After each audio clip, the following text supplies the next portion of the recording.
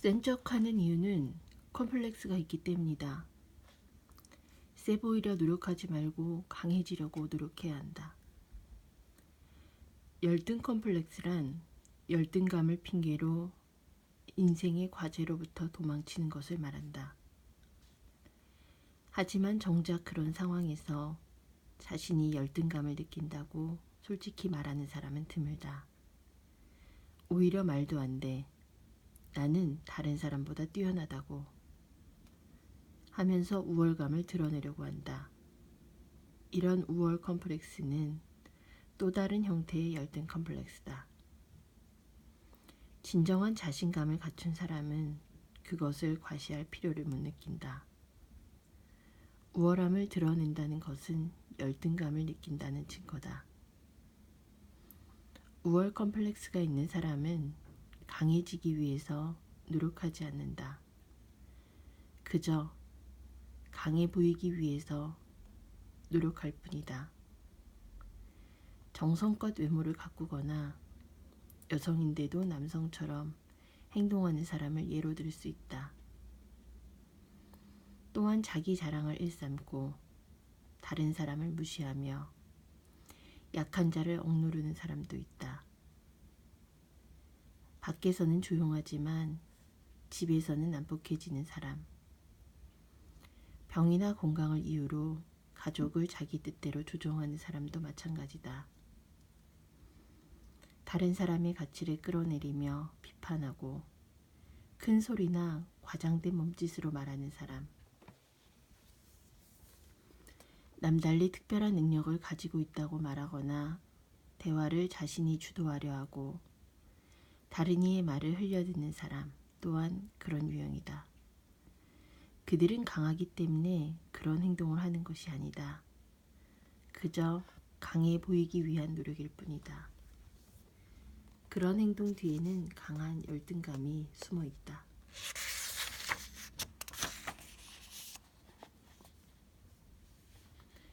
남을 챙기기 좋아한다고 무조건 친절한 사람은 아니다. 상대를 자신에게 의존하게 하여 자신이 중요한 존재임을 느끼려는 것일지도 모르기 때문이다.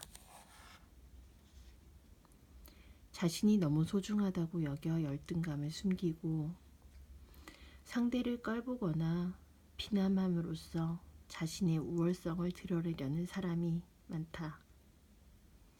또한 그런 단순한 전략이 아닌 더욱 복잡하고 교묘한 수법을 택하는 경우도 있다.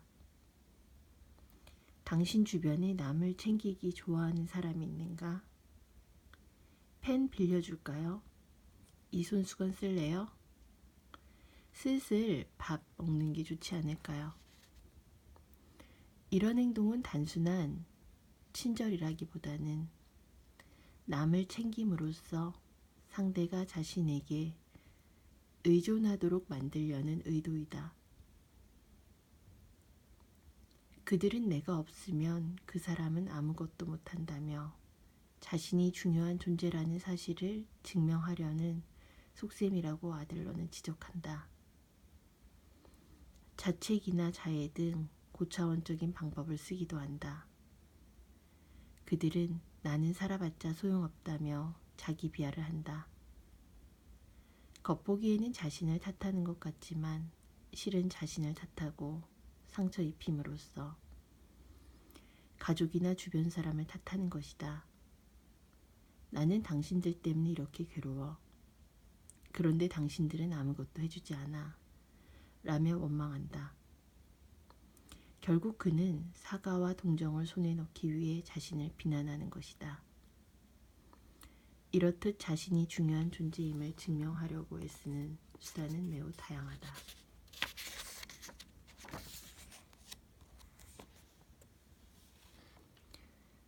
인간은 주목받지 못하면 못된 짓을 해서라도 주목받으려 한다.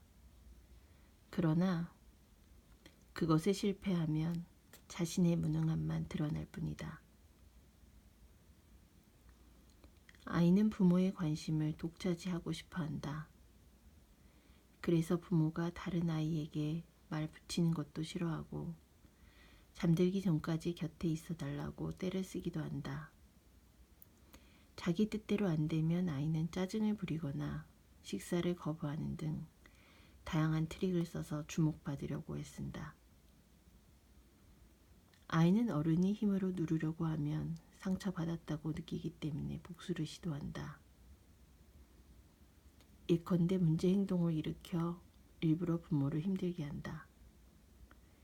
결국 아이는 모든 걸 내려놓고 아무 노력도 하지 않는다. 그리고 자신이 무능하고 결함이 있다는 것을 부모에게 드러내어 인생의 다양한 과제로부터 도망치려 한다.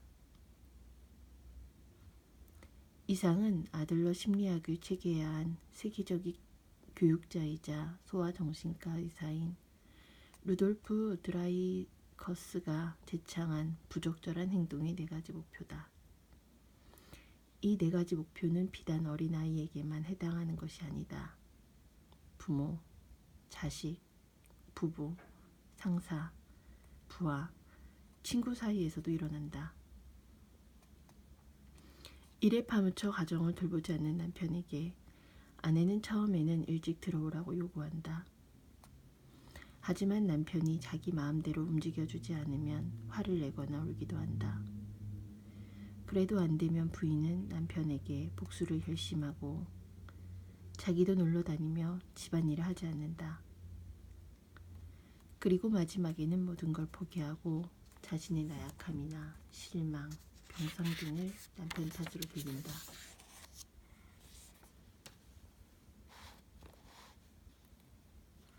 모두 나를 싫어해. 이번에 실패하면 다음번에도 실패할 거야. 이런 생각은 냉정한 시각을 갖는 것만으로도 자연히 사라진다.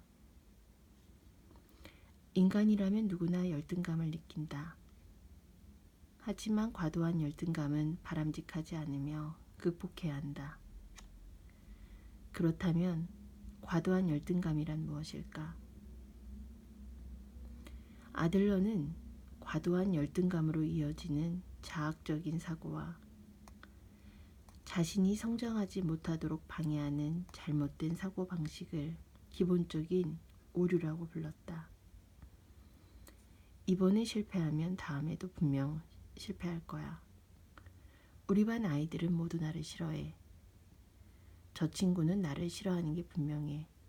등과 같은 생각들은 지나친 억측이며 바람직하지 못하다.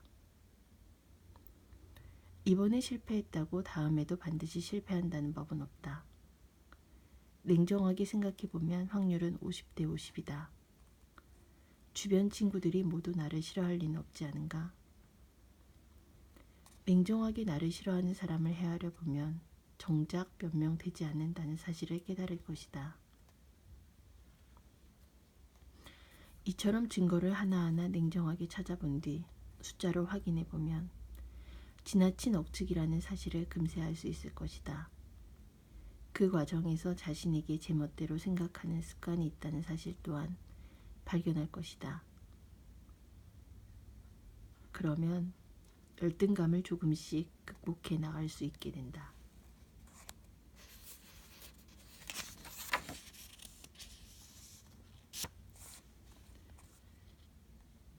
자신이 무능력하다고 자책하는 한 행복은 찾아오지 않는다.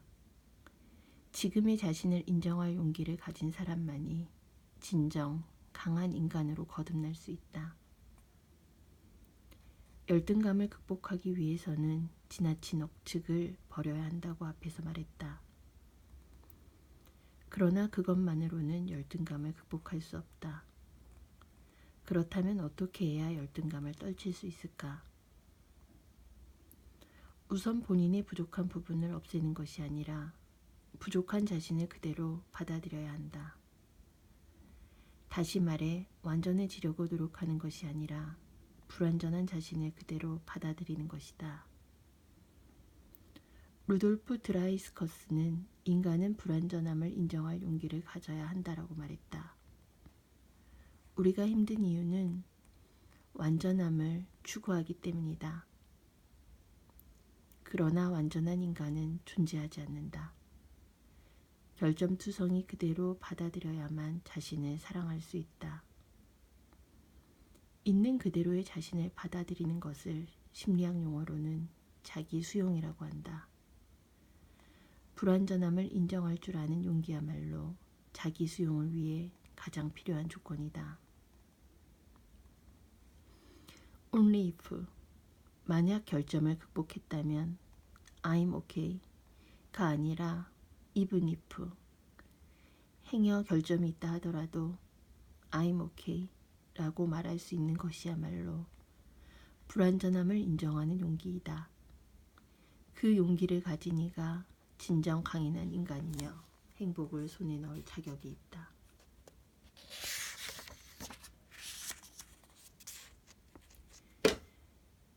중요한 것은 출발지를 묻는 것이 아니라 목적지를 묻는 것이다. 감정에는 숨겨진 목적이 있다. 슬퍼서 눈물을 흘리는 것이 아니다. 상대방을 탓하는 동시에 동정과 주목을 받기 위해서 우는 것이다. 아들러는 모든 행동에는 본인도 자각하지 못하는 목적이 있다고 말했다. 이를 아들러 심리학에서는 목적론이라 부른다. 그리고 그는 감정이 인간을 움직이는 것이 아니라 인간이 자신의 목적을 위해 감정을 사용한다고 말했다. 이를 사용의 심리학이라고 한다. 인간의 눈물 뒤에는 때로 목적이 숨어 있다. 그것은 바로 동정을 구하거나 주목받고자 하는 숨겨진 욕망이다. 눈물은 상대방이나 주변 사람에 대한 항의나 복수를 나타내기도 한다. 나를 이렇게 울리다니 당신은 정말 나쁜 사람이야 하고 호소하는 것이다. 나아가 상대를 책망하거나 동정을 얻는 데 만족하지 못하고 상대를 자기 뜻대로 조종하여 자기에게 유리한 상황을 만들려는 사람도 있다. 상사가 부하를 질책하자 부하가 갑자기 눈물을 터뜨려 상사는 심하게 나무라지도 못하고 할 말도 제대로 못한 채 상황이 종료되는 경우도 있다. 그때 눈물을 보인 사람은 마음속에 어떤 목적을 가지고 있을 가능성이 크다. 이런 일련의 복잡한 과정은 무의식적으로 이루어지는 경우가 많아 본인조차 자각하지 못한 채 비슷한 상황에서 이 성공 사례를 반복하는 것이다.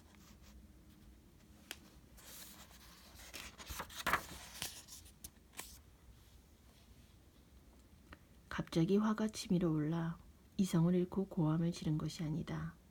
상대를 지배하기 위해 분노라는 감정을 만들어 이용한 것이다. 사람들은 나도 모르게 화가 치밀어 올라 이성을 잃고 말았다. 라는 말을 곧잘 한다. 하지만 아들러는 그 말에 동의하지 않는다. 모든 행동에는 목적이 있다는 것이다. 아들러가 주장한 목적론과 사용의 심리학의 관점에서 생각하면 분노라는 감정은 상대방을 초조하게 만들어서 지배하려는 목적을 위해 사용됨을 알 수 있다. 한편 프로이트를 중심으로 한 아들러 이전의 심리학에서는 목적론과 정반대인 원인론이 주류를 이루었다. 인간이 무의식 속의 감정에 의해 움직인다는 발상이다. 이 경우 고함을 지른 것은 무의식 속의 분노가 원인이기 때문에 정작 당사자에게는 잘못이 없다는 결론이 나온다. 감정은 주로 두 가지 목적으로 사용된다. 하나는 상대를 조종하여 지배하기 위해서다. 화난 표정이나 태도로 상대를 위협하여 자기 마음대로 상대를 조종하고 지배하려는 것이다. 또 하나는 자기 자신을 움직이기 위해서다. 인간은 감정을 사용함으로써 자신의 행동을 유발한다. 즉, 감정이 자신의 등을 떠밀어 주도록 유도하는 것이다. 인간은 이성만으로 판단하고 행동하는 것이 아니다. 분노, 슬픔, 공포 등이 앞으로 나아갈 것인가 멈출 것인가와 같은 행동에 영향을 미친다. 이처럼 감정은 상대방과 자신을 움직이기 위해 이용된다.